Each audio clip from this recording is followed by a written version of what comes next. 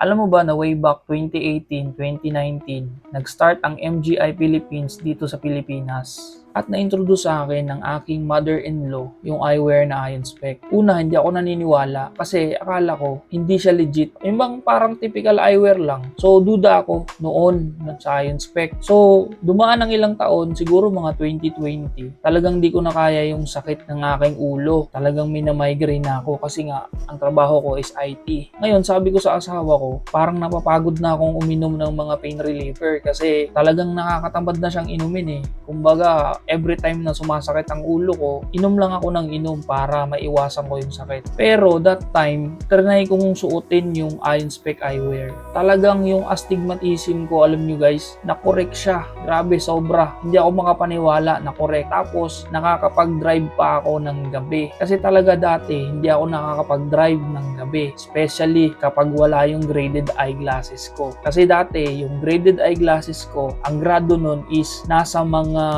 around 50 sa kaliwa tapos 70 sa kanan. Ngayon, nung tinesting ko yung Ion Spec eyewear, talagang ako mismo sa sarili ko nagte-testify na talagang effective siya sa akin. So, maaari kapag sinubukan mo ring mag-Ion Spec, maaaring umepekto sa'yo to. Lalo na kung meron kang astigmatism, madalas na pagkakasakit ng iyong ulo. Pangalawa, yung iyong vision medyo distorted. So, ang gawin mo, itry mo yung Ion Spec eyewear. Kasi, ang Ion Spec eyewear, unang-una, meron siyang certificate of effectiveness. Marami siyang certificate at especially, recommended pa siya ng World Health Associations. Partner din siya ng Glaucoma Foundation, Floaters Association. So, talagang itong eyewear na to ay nag-iisa lang to sa mundo na certified medical eyewear. So, ngayon, kung gusto mong makatry or masubukan ang Ion Spec eyewear, huwag kang mag-hesitate na magtanong sa comment section o kaya i-direct PM mo ako. So yun lang. Good morning!